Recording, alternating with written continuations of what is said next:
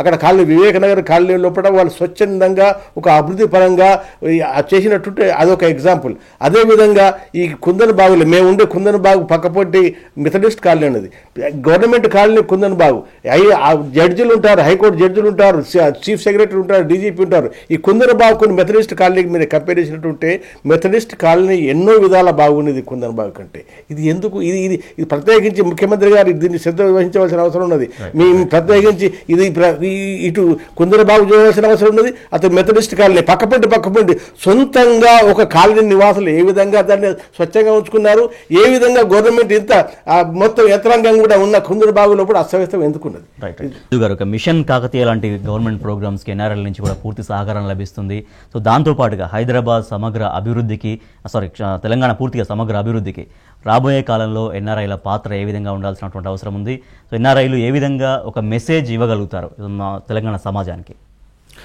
ఖచ్చితంగా అండి. ఇప్పుడు మిషన్ కాకతీయ ఇప్పుడు చెప్పేవారు చెప్పే రీతిగా చేరే వాళ్ళకి చేరుతుంది. ఇప్పుడు ముఖ్యమంత్రి గారు ఏదైతే కార్యక్రమం మొదలుపెట్టినారో ప్రపంచవ్యాప్తంగా భాగస్వాములమైన అవడానికి మిషన్ కాకతీయ అనేది ఒక మంచి ఎగ్జాంపుల్ అండి.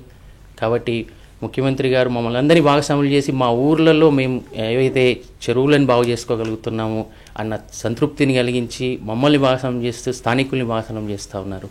కాబట్టి ఇప్పుడు స్వచ్ఛ భారత్ లాంటిది నిన్న అందరితో ప్రతిజ్ఞ చేయించాలి. ప్రతి పౌరుడు కూడా తను ఈ వార్తను చేరినా చూసినా కంపల్సరీగా ప్రతి ఒక్క ప్రోగ్రాము పథకం ఏదైనా కామన్ పీపుల్కి చేరాలంటే సరైన వాళ్ళు సరైన టైంలో చెప్తేనే సరిగా రీచ్ అవుతుంది. ఎన్ఆర్ఐలు ఇప్పుడు ఇన్ఫర్మేషన్ అనేది వితిన్ సెకండ్స్లో రీచ్ అవుతున్న క్రమంలో ఇది ఒక మంచి పరిణామం. మా అందరి యొక్క బాధ్యతను గుర్తు చేసిన వాళ్ళు అవుతాము. ఇలాంటి ప్రోగ్రామ్స్ని స్వచ్ఛ భారత్ కానీ తెలంగాణ స్వచ్ఛ తెలంగాణ, స్వచ్ఛ హైదరాబాద్ తప్పకుండా అనేక సంస్థలు వ్యక్తులు వాళ్ళందరూ కూడా భాగస్వాములు అవుతారు. ఇది ఇంకొక అవకాశం. మా కన్న తల్లికి జన్మభూమికి మేము ఏదైనా చేయాలన్నా ఇలాంటి వాటిని ప్రత్యక్షంగా మేము ఇన్వాల్వ్ అయినా అవుతాం. దానికి మంచి అవకాశం. అంటే ప్రపంచంలో ఉన్నటువంటి నగరాలని ఒక బెస్ట్ సిటీస్ కొన్ని ఉంటాయి. ఆ సిటీస్ ద్వారా ఎటువంటి ఇన్పుట్స్ తీసుకోవాల్సిన అవసరం ఉంది హైదరాబాద్ డెవలప్మెంట్కు, తద్వారా తెలంగాణ డెవలప్మెంట్కి? సో మీ అనుభవంలో ఉన్నటువంటి ఇప్పుడు అమెరికాలో ఒక మేజర్ మెట్రోపాలిటన్ సిటీస్ ఉంటాయండి. ఇప్పుడు వివిధ సౌత్, నార్త్, ఈస్ట్, వెస్ట్. ఇప్పుడు న్యూయార్క్ నగరం ఉంది. అది ప్రపంచవ్యాప్తిగా మనం ఒక ఫైనాన్షియల్ స్టేట్ ఆఫ్ అమెరికా. ఇప్పుడు మన బాంబే లాగా. అలాగే ఒక మహానగరం హ్యూస్టన్ అని ఉంటుంది. హ్యూస్టన్ ఈజ్ సౌత్, కానీ అక్కడ పాపులేషన్ మన హైదరాబాద్ లాగా ఉంటుంది. విశాలమైన మాకి అవకాశాలు అంటే ల్యాండ్ వైజ్గా కానీ it can grow like Hyderabad. దానికి లిమిటేషన్స్ లేవు. కాబట్టి అక్కడ అమెరికా అనే దేశంలో మామూలు జీవన శైలిలో చూస్తే ఇప్పుడు వేస్ట్ మేనేజ్మెంట్ అనేది ఉందండి. వేస్ట్ మేనేజ్మెంట్ అంటే మాకు ఉదయాన్నే సోమవారం కానీ గురువారం కానీ మా ట్రాష్ని అక్కడ నుంచి కౌంటీ ఏదైతే ఉంటుందో మన మున్సిపాలిటీ లాగా ఒక ట్రక్ వచ్చి పికప్ చేసుకుంటుంది.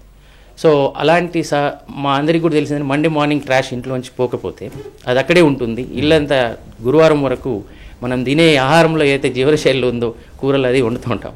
సో వాటి యొక్క స్మెల్ మాకు రెండో రోజు వస్తుంది. సో ఆ విధంగా ఆ ట్రాష్ ఆ గరాజ్ నుంచి పోతే మాకు అది ఒక సిస్టమేటిక్గా దాన్ని మేము మండే రోజు ప్యాక్ చేసి అక్కడ పెడితే తీసుకుపోయే క్రమంలో దాన్ని ఒక డంప్ స్టార్లో చేస్తున్నారు. కాబట్టి అది how they are processing. So industrial wastage దీని యొక్క పాలసీస్ అనేది ఎన్విరాన్మెంట్ ప్రొటెక్షన్ ఏజెన్సీ అనేది అమెరికాలో ఉంది. దాన్ని యొక్క గైడ్లైన్స్ మనం కనుక చూసుకోగలిగితే చాలా విషయాలు. దేవిప్రసాద్ గారు, సో దీంట్లో భాగంగా ప్రపంచంలో ఉన్నటువంటి కొన్ని ఇప్పటికే చాలా పేరుగాంచిన నగరాల దగ్గర నుంచి ఎటువంటి ఇన్పుట్స్ తీసుకోవాల్సిన అవసరం ఉంది. కొన్ని పాలసీస్ కావచ్చు, చందు గారు చెప్పినట్టుగా కొన్ని ఇన్పుట్స్ ఏ విధంగా తీసుకొని వాళ్ళ హైదరాబాద్కు అప్లై చేయాల్సినటువంటి అవసరం ఉంది. అంటే ఇలా 2-3 అంటే హైదరాబాద్ నగరం ఇప్పటికే ఒక 5వ దేశంలోనే అత్యంత 5వ నగరంగా ఉంది. దీన్ని ఇంకా 2వ స్థాయికి 1వ స్థాయికి చేర్చాలంటే తప్పకుండా ప్రపంచవ్యాప్తంగా ఉన్నటువంటి నగరాల్లో పెరుగుతున్నటువంటి అభివృద్ధిని, సాంకేతికపరమైనటువంటి అభివృద్ధిని మనం కూడా పరిశీలించడం ఒక్కటే సరిపోదు. వాటిని ఇక్కడ ఇంప్లిమెంట్ చేయాలంటే ఇక్కడ ఉండేటువంటి మనుషుల్లో సరైనటువంటి మార్పు రావాలి. ఇక్కడ చట్టాలలో కానీ మనుషులలో కానీ. ఇప్పుడు అమెరికా లాంటిది చందు చెప్తున్నట్టు అమెరికా లాంటిది మనం ఎక్కడైనా ఏదైనా చెత్త రోడ్డు మీద వేయాలంటే మనకు పెనాల్టీ ఉంటుందని భయం అవుతుంది. మనం ఎక్కడ కూడా రోడ్ల మీద చెత్త వేయం, ఎక్కడ ఉన్నటువంటి అక్కడ డంప్ యార్డ్ల దగ్గరికి పోయి డస్ట్బిన్ల దగ్గరికి పోయి వేస్తాం. కాబట్టి మనుషులలో కూడా మార్పు రావాలి. అలాగే సెన్స్ కూడా, ట్రాఫిక్ సెన్స్ కూడా బాగా పెరగాల్సినటువంటి అవసరం ఉంది. ట్రాఫిక్ మనం క్రాస్ చేస్తే 100-200 కడతామో ఏం పర్వాలేదులే అనుకునేటువంటి ఒక తత్వాన్ని పోయేటువంటి విధంగా ఇవాళ మొత్తం ప్రజలకి అవసరమైనటువంటి కౌన్సిలింగ్ జరగాలి. తప్పు చేస్తే తప్పకుండా ఆయనకు శిక్ష పడుతుంది. ఎంత పెద్ద అయినా సరే, డీజీపీ కొడుకు తప్పు చేస్తే వెళ్ళిపోతాడు, కానిస్టేబుల్ కొడుకు తప్పు చేస్తే శిక్ష పడుతుంది అనేటువంటి ఒక విధానం కూడా మారాల్సినటువంటి, చట్టం అందరికీ ఒకటే అనేటువంటి పద్ధతిలో ఆచరణలోకి వస్తే అప్పుడు అందరూ కూడా అరే చట్టాన్ని గౌరవించాలి అనేటువంటి ఒక స్పృహ వెళ్తుంది. ఇవాళ రేపు భారతదేశంలో చట్టాన్ని గౌరవించడం అనేటువంటిది కొందరికి మాత్రమే అలవాటైంది, ఇంకా చాలా మందికి ఉల్లంఘించడమే ఒక ఫ్యాషన్గా మారినటువంటి పరిస్థితిని మనం చూస్తూ ఉన్నాం. కాబట్టి ఇటువంటి విధానంలో అన్నిట్లో ఒక తెలంగాణలో మార్పు వస్తే మొత్తం దేశం, తెలంగాణ నుంచి ఆ మార్పు ప్రారంభం కావాలి. మొత్తంగా దేశవ్యాప్తంగా కూడా అటువంటి మార్పులకి మనం నాంది పలికితే తప్ప అది అయ్యేటువంటి వీలు కాదు. కాబట్టి ఇక్కడ 2-3 రకాలుగా మనం ఈ టౌన్లను స్టడీ చేయాల్సి ఉంటుంది. ఒకటి, అభివృద్ధి పరంగా వస్తున్నటువంటి సాంకేతిక పరిజ్ఞానాన్ని ఎట్లా వినియోగించుకోవాలి, అట్లాగే ఇక్కడ ఉండేటువంటి ప్రజల్ని భాగస్వామ్యం చేయడంలో అవసరమైనటువంటి కార్యాచరణ ఎట్లా ఉండాలి, ప్రభుత్వం నుండి వచ్చేటువంటి ఫండ్స్ కానీ ఎట్లా చేయాలి. ఇంతకుముందు పెద్దలు కమలాకర్ గారు చెప్పినట్టు కుందన్బాగు పక్కన ఉండేటువంటి వాళ్ళ కాలనీకి, మెథడిస్ట్ కాలనీకి ఇలా కాలనీలో ఉన్నటువంటి 100 మంది ఇది మా కాలనీ అనుకొని 100 మంది కూడా అక్కడ కార్యకలాపాల్లో పాల్గొనడం వల్ల కాలనీ అంత బాగుపడేటువంటి అవకాశం. ఇక్కడ కుందన్బాగులో ఉన్నటువంటి 500 మంది అధికారులు ఇది నాకు సంబంధించి నా కంపౌండ్ మాత్రమే నాదే అనుకునేటువంటి పద్ధతి ఉంది. కాబట్టి కమ్యూనిటీ ఓరియంటేషన్ రావడం లేదు. కాబట్టి ఈ కమ్యూనిటీ ఓరియంటేషన్ రావాలి. మా పల్లె మేము బాగు చేసుకోవాలి, మా బస్సు బాగు చేసుకోవాలి, మనం బాగుంటేనే బస్సు బాగుంటుంది, బస్సు బాగుంటేనే మనం బాగుంటుంది అనేటువంటి కాన్సెప్ట్ని ఇవాళ విస్తృతమైన నిన్న ముఖ్యమంత్రి గారు చెప్పినటువంటి సందేశాన్ని ఊరూరా వాడవాడ నిన్న ప్రతి మనిషికి వినిపిస్తే తప్పకుండా హైదరాబాద్ నగరం అటువంటి పద్ధతిలో అభివృద్ధి చెందడం సాధ్యం. నిజమే కమలాకర్ గారు, ఒక వ్యక్తిగత ఆలోచన అనేది సామూహిక ఆలోచనగా మారినప్పుడు ఒక మార్పు అనేది సాధ్యమవుతుంది. ఎస్ చెప్పండి. ఏదైనా కానీ మహాత్మా గాంధీ గారు స్వతంత్ర పోరాటం లోపల భారతదేశానికి స్వతంత్రమే అవసరం ఉన్నది. దాంతోపాటు ఎన్నో ఆలోచనలు, స్వచ్ఛ భారత్ అనేది ఆయన యొక్క ప్రణాళిక. ఆయన వాడ ఊళ్ళో తీసేసారు. ప్రత్యేకించి మరుగుదొడ్లను వాళ్ళు లేడీస్ అందరూ దూరంగా ఉండాలని, ఎవరు మరుగుదొడ్లు వాళ్ళు శుభ్రం చేసుకోవాలన్నది మొట్టమొదట ఈ ప్రపంచంలో మొట్టమొదట ఒక శక్తిగా ఎదిగిన వ్యక్తి మహాత్మా గాంధీ గారు. ప్రపంచానికే స్ఫూర్తిదాత. ఈరోజు అమెరికన్ ప్రెసిడెంట్ గారు మీకు స్ఫూర్తిదాత ఎవరంటే అమెరికన్ అబ్బా ఏమంటారు, మాకు స్ఫూర్తిదాత మహాత్మా గాంధీ అంటారు. ఏ అమెరికనో కాదు. ఈ స్ఫూర్తిదాతలు మన దేశంలో ప్రపంచానికి స్ఫూర్తిదాతలు ఉన్నప్పుడు మనం దాన్ని ఏ విధంగా మనం అన్వయించుకోవాలి, మన నాయకులు మన ప్రభుత్వాలు ఏ విధంగా దాన్ని స్వచ్ఛ భారత్ని ఏ విధంగా చూసుకోవాలి. ఈ రోజు చూసినట్టుంటే ఇప్పుడు మిత్రుడు ఒక ఈ వేస్ట్ మేనేజ్మెంట్ గురించి చెప్పారు. అది చాలా అవసరం. ప్రత్యేకించి హైదరాబాద్ అస్తవ్యస్తంగా పెరుగుతున్న హైదరాబాద్ అటువంటి దాంట్లో చాలా అవసరం. ఇదివరకు ఏ పార్టీ, మా పార్టీ అయినా ఏ పార్టీ అయినా రాజకీయ నాయకులు రాజకీయ లబ్ధి కొరకు, డబ్బు లబ్ధి కొరకు ఈ వేస్ట్ మేనేజ్మెంట్ ఎవరికి ఇచ్చారు? రామ్కి అనేటువంటి ఒక ప్రైవేట్ వ్యవస్థకి ఇచ్చినట్టుంటే వాళ్ళు ఏం చేశారు, మరింత పర్యావరణం వేస్ట్ చేసేసి దాన్ని ఇప్పుడు దాంతో మాకు లాభం లేదు మేము చేయమని ఇచ్చేసారు. లాభాల దృష్టితోటి వేస్ట్ మేనేజ్మెంట్ చూస్తున్నారు తప్ప దీన్ని ఒక స్ఫూర్తిదాయకంగా దాన్ని ఒక సొసైటీకి మన ఒక డ్యూటీ కింద చేసే సంస్థలు కరువైపోయినాయి. ఇప్పుడు ఈరోజు చూసినట్టుంటే జవహర్ నగర్ డంప్ యార్డ్ ఒకవైపు బిట్స్ పిలానే దేశంలో ఉన్న విద్యార్థులందరూ అక్కడికి వస్తున్నారు. ఒక మంచి ప్రాంతంగా ఎదుగుతున్నది. అక్కడ గవర్నమెంట్ కాలనీ వచ్చేసింది. కానీ అస్తవ్యస్తమైన జవహర్ నగర్ డంప్ కాలనీ. మరి ఆ ప్రభుత్వం అట్లున్నా కానీ ఈ ప్రభుత్వం కూడా మొదలు జవహర్ నగర్ యొక్క డంప్ యార్డ్ మీద దృష్టి పెట్టేట్టుంటే అదొక స్ఫూర్తిగా మిగతా హైదరాబాద్లోని మిగతా ప్రాంతాలకు కూడా అదొక స్ఫూర్తిదాయకంగా ఉంటుంది. దేవిప్రసాద్ గారు, మరొక అంశం తీసుకుంటే మంత్రి కేటీఆర్ అమెరికా వెళ్ళారు. సో ఈ టూర్లో ఆయన సత్యనాథలతో కూడా భేటీ కాబోతున్నారు. సో కేటీఆర్ టూర్ అనేది ఐటీ డెవలప్మెంట్ కావచ్చు, లేకపోతే తెలంగాణ సమగ్ర అభివృద్ధికి కొన్ని పారిశ్రామికవేత్తల్ని ఆహ్వానించేందుకు ఏ మేరకు టూర్ ఉపయోగపడే అవకాశం ఉంది? తప్పకుండా తెలంగాణ అభివృద్ధికి కేటీఆర్ గారి టూరు ఒక మంచి ఫలితాలను ఇస్తుంది అనేటువంటిది వాస్తవం. ఎందుకంటే ఈ ప్రాంతం నుండి అనేక రంగాల్లో సెటిల్ అయినటువంటి వాళ్ళు, విస్తరించినటువంటి వాళ్ళందరూ కూడా తమ జన్మభూమి తెలంగాణ మీద ప్రేమ ఉన్నటువంటి వాళ్ళు తెలంగాణ ఉద్యమం జరుగుతున్నటువంటి సందర్భంగా అక్కడ బిజినెస్లు చేస్తూనే అక్కడ వృత్తిపరమైనటువంటి పనులలో పాల్గొంటూనే ఈ తెలంగాణ రాష్ట్రం రావాలని ఆకాంక్షించేటువంటి చాలామంది కూడా ఇలా ఒక పెద్ద పెద్ద స్థానాల్లో ఉన్నటువంటి వాళ్ళందరూ కూడా ఉన్నారు. అట్లాగే మన ప్రభావంతో అక్కడ ఉన్నటువంటి వాళ్ళు కూడా ఈ తెలంగాణ ప్రాంతం మీద పెట్టుబడులు పెట్టాలి. ఎందుకంటే హైదరాబాద్ నగరం అన్నిటికీ ఒక సురక్షితమైనటువంటి ప్రాంతం. ఇక్కడ ఉండేటువంటి పర్యావరణం కావచ్చు, ఇక్కడ ఉండేటువంటి భౌగోళిక పరిస్థితులు కావచ్చు, ఇక్కడ దొరికేటువంటి మ్యాన్ పవర్ కావచ్చు, ఇవన్నీ కూడా ఒక ఏ ప్రపంచంలో ఏ టౌన్లో దొరకనటువంటి ఒక విశేషమైనటువంటి ఒక గొప్ప అసెట్ హైదరాబాద్ నగరం. కాబట్టి ఇక్కడ పెట్టుబడులు గతంలో పెట్టాలంటే రకరకాలైనటువంటి ఇక్కడ ఉండేటువంటి బ్యూరోక్రసీ పద్ధతులు కానీ పరిపాలనా పద్ధతులు కానీ అనేక ఆటంకాలు వచ్చేటువంటి పరిస్థితి నుంచి ఇవాళ కొత్త ఇండస్ట్రియల్ పాలసీ కూడా ప్రభుత్వం తీసుకురావడం జరిగింది. కాబట్టి ఈ ఇండస్ట్రియల్ పాలసీ బయట నుంచి వచ్చేటువంటి తెలంగాణ ప్రాంతంలో పెట్టుబడులు పెట్టేటువంటి వాళ్ళకి ఎటువంటి ఉపయోగాలు పడుతుంది, దానివల్ల మీరు పెట్టుబడులు పెట్టండి అనేటువంటి ఒక సందేశాన్ని ఇలా అక్కడ ఉన్నటువంటి అందరికి వ్యాపారవేత్తలకు కానీ అక్కడ ఉండేటువంటి ఐటీ దిగ్గజాలకు కానీ అందరికి కూడా ఇచ్చి తెలంగాణ ప్రాంతంలో ఒక ఐటీ కారిడార్ని కానీ మిగతా ఇండస్ట్రీస్ కానీ పెద్ద ఎత్తున పెట్టి ఇక్కడ ఉపాధిని పెంచాలనేటువంటి ఒక బృహత్తర కార్యక్రమంలో భాగంగా కేటీఆర్ గారు మరి 15 రోజుల పాటు అమెరికాలో పర్యటించడం అనేటువంటిది నిజంగా గతంలో మనం ఎన్ని ప్రయత్నాలు చేసినా ఒకప్పుడు ఇక్కడ సమ్మిట్ పెట్టి ప్రకటించారు 10,000 కోట్ల డాలర్లు మేము తెస్తామన్నారు. ఒక్క రూపాయి కూడా ఇక్కడ పెట్టుబడులు రానటువంటి పరిస్థితి చూసినాం. ఎందుకంటే దానికి అవసరమైనటువంటి అనుగుణమైనటువంటి పాలసీలు రూపొందించడంలో ఇక్కడ ప్రభుత్వాలు ఫెయిల్యూర్ అయిపోయినాయి, వాళ్ళకి విశ్వాసం కలిగించడంలో ఫెయిల్యూర్ అయిపోయినాయి. ఒక పెట్టుబడిదారుడు ఏదైనా తీసుకొని వచ్చి మేము ఇండస్ట్రీ పెడతామంటే ఆయన మధ్యలోనే విసుకొచ్చి పారిపోయేటువంటి చట్టాలు ఇక్కడ అనేక సందర్భాల్లో ఉన్నాయి. కాబట్టి వాటిని సమూలంగా మార్చి తెలంగాణకు అనుకూలంగా ఉండాలనేటువంటి ఒక కార్యక్రమం తెలంగాణ ప్రభుత్వం వచ్చిన తర్వాత చేసి అందులో భాగంగానే కేటీఆర్ కమలాకర్ గారు, ప్రపంచంలోని చాలా దేశాలు ఇప్పటికే హైదరాబాద్లో పెట్టుబడులు పెట్టేందుకు తమ పరిశ్రమలు నెలకొల్పేందుకు ముందుకు వస్తున్నాయి. దాంట్లో భాగంగా ఇవాళ మంత్రి కేటీఆర్ ప్రయత్నం, ఆయన చాలా మందితో భేటీ కాబోతున్నారు. సో ఎటువంటి అవుట్కమ్ వచ్చే అవకాశం ఉంది? ఇప్పుడు ప్రయత్నం స్వాగతించాల్సిన అవసరం, అన్ని ప్రయత్నాలు చేయాలి. ప్రత్యేకించి ఈ అమెరికానే కాకుండా మన భారతదేశానికి ఎక్కడెక్కడి నుంచి అవసరం ఉన్నాయో అక్కడక్కడ అన్ని దేశాలకు మన యొక్క తెలంగాణ నాయకులు కానీ తెలంగాణ ప్రత్యేకించి మంత్రులు కానీ పోవాల్సిన అవసరం ఉన్నది. ఎవరికైతే అవగాహన ఉన్నదో వాళ్ళు పోవాల్సిన అవసరం ఉన్నది.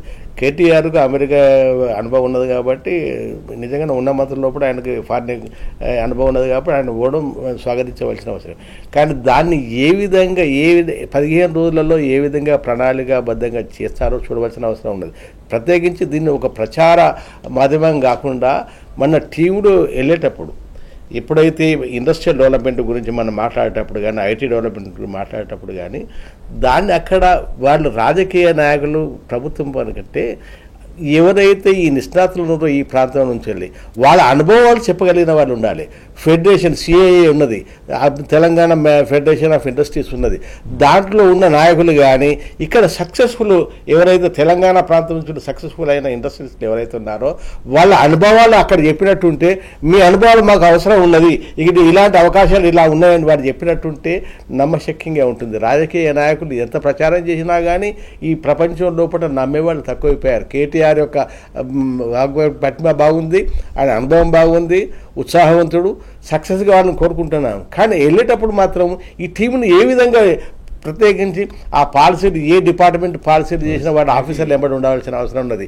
ఎవరైతే ఇక్కడ తెలంగాణ ప్రాంతం నుంచి నిష్ణాతులైన ఆ రంగాలు ఏ రంగం నుంచి వెళ్ళి మనకు కావాల్సిన పెట్టుబడులు ఉన్నాయో ఆ రంగం నుంచి నిష్ణాతులు పోవాల్సిన అవసరం ఉన్నది. వాళ్ళందరినీ మరి తీసుకెళ్లారా లేదా అనుభవం చూడవలసిన అవసరం. గారు, ఇప్పుడు ఖచ్చితంగా హైదరాబాద్ అనేది మన నగరం, మనం గర్వపడే నగరం. కానీ ప్రపంచంలో అభివృద్ధి చెందిన దేశాలు ఏదైతే బిజినెస్ పరంగా హైదరాబాద్ని వాళ్ళు కూడా వాళ్ళ ప్రాంతంగానే భావిస్తున్నారు. ఇప్పుడు నా ఐటీకి ముఖ్యంగా కాలిఫోర్నియా ప్రసిద్ధి, అమెరికాలో వివిధ మహానగరాల్లో ఉన్న ఆఫీసు మన హైదరాబాద్లో ఉంది. అంటే వాళ్ళు దీన్ని సపరేట్గా చూడడం లేదు. మహానగరంలో ఉన్న ఉద్యోగ అవకాశాలు మనకు వస్తాయి. కాబట్టి మీరు చెప్పినట్టు కేటీఆర్ గారు అక్కడ జీవనశైలి, అక్కడ బిజినెస్ ఎలా ఆపరేట్ అవుతున్నాయి, what is out source, what is near sure, of sure, out source, ఇవన్నీ కూడా మనకు అవకాశంగా మలుచుకునే క్రమంలో తన యొక్క స్కెడ్యూల్ చూస్తే మనందరం గర్వించాలండి. ఎందుకంటే తను అక్కడ జీవనశైలి, బిజినెస్ ఎలా రన్ అవుతుంది, అక్కడ వాళ్ళ యొక్క ఇంట్రెస్ట్ ఏంది, హైదరాబాద్ని ఏ విధంగా వాళ్ళు ఓన్ చేస్తున్నారు దాంట్లో ప్రతి ఒక్క పెద్ద కంపెనీస్ అక్కడ ఉన్న ప్రతిదానికి ఇక్కడ ప్రజెన్స్ ఉంది. కాబట్టి తను మీట్ అయ్యే ప్రతి బిజినెస్ కంపెనీస్ నుంచి ఇక్కడికి తీసుకొస్తే ultimately what we need employment creation అవుతుంది. మాలాంటి చిన్న సంస్థలు అనేయండి, చిన్న యూనివర్సిటీస్ అనేయండి, మన విద్యార్థులు 30% అక్కడ వచ్చి చదువుకుంటున్నారు. అది చాలామందికి ఇది ఒక మంచి అవకాశం. మనకు మంచి విద్య ఉంటే మనం మంచి ఉద్యోగం చేయగలుగుతాం.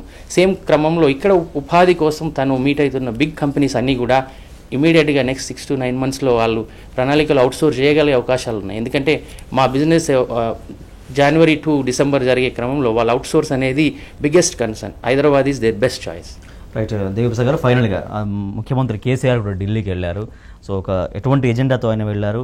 సో చాలామందిని కలిగి వాళ్ళ కేంద్ర రక్షణ మంత్రితో కూడా కలవబోతున్నారు, హోంమంత్రితో కూడా భేటీ కాబోతున్నారు. 4 days అక్కడ ఢిల్లీలో ఉండబోతున్నారు ముఖ్యమంత్రి.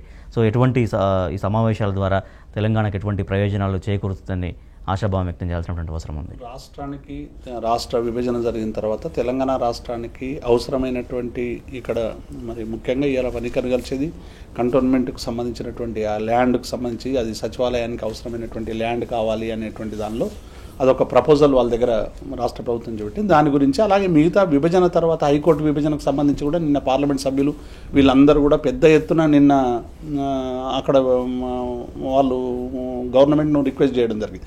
మేము సిద్ధంగా ఉన్నామని చెప్పేటువంటి ప్రకటనేమో కేంద్ర ప్రభుత్వం నుంచి వస్తుంది. కానీ ఇక్కడ చూసే వరకు నిన్న హైకోర్టులో ఒక పిటిషన్ వేసి హైకోర్టుకు రకరకాల వాదనలు వినిపిస్తున్నటువంటి సందర్భాన్ని చూస్తా ఉన్నాం. కాబట్టి ఈ విభజనకు సంబంధించినటువంటి 10th 9th షెడ్యూల్లో ఉన్నటువంటి విభజన మొత్తంగా కూడా కంప్లీట్ కావాలి. ఇవాళ విభజనకు సంబంధించినటువంటి అనేక అంశాల్లో లోపభూయిష్టమైనటువంటి అంశాలనే వీటిని అన్నిటిని కూడా విభజన చేయాలి. అలాగే కేంద్రం నుంచి తెలంగాణకు రావాల్సినటువంటి అన్ని కూడా వచ్చే విధంగా ఉండాలన్నది ఈ పర్యటన ఉపయోగపడుతుంది. ఫైనల్ వర్డ్స్ కమలాకర్ గారు బ్రీఫ్ చెప్పండి. కేటీఆర్ గారు ఒక ముఖ్యమంత్రిగా తెలంగాణ బాగు కొరకు కేంద్ర ప్రభుత్వం ద్వారా ఏ విధంగా మనం పరిష్కారం కాని విషయాలు ఏ విధంగా పరిష్కారం తప్పకుండా ఇలాంటి నిరంతర ప్రక్రియ ఇది. తప్పకుండా ఎక్కువ మిగతా ఎంపీలు మినిస్టర్ల కంటే ముఖ్యమంత్రి గారు వెళ్ళినట్టుంటే దాని స్థాయి వేరుంటుంది. అక్కడ ఉన్న వాళ్ళు కూడా ఎక్కువ మంది ఈరోజు డిఫెన్స్ మినిస్ట్రీకి సంబంధించిన విషయం కనుక ఇప్పుడు డిఫెన్స్ మినిస్టర్ కూడా ఒక రాష్ట్రానికి ముఖ్యమంత్రిగా అనుభవం ఉన్న వ్యక్తి, అదేవిధంగా ప్రధానమంత్రి కూడా ఒక రాష్ట్రానికి ముఖ్యమంత్రిగా ఉన్న అనుభవ వ్యక్తి.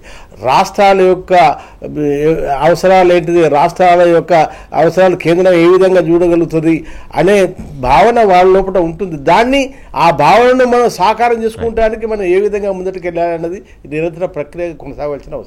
Right, thank you so much Kamalakar Rao garu, Deviprasad గారు అండ్ చందు గారు. ఇంకా చందు గారు మీ ప్రోగ్రామ్స్ ఇంకా అక్కడ కూడా మరి సక్సెస్ఫుల్గా మీరు ఇంకా ముందుకెళ్ళాలని కోరుకుంటున్నాం. Thank you so much. So ఇది వాళ్ళ వార్తలు వాస్తవాలు. నమస్తే.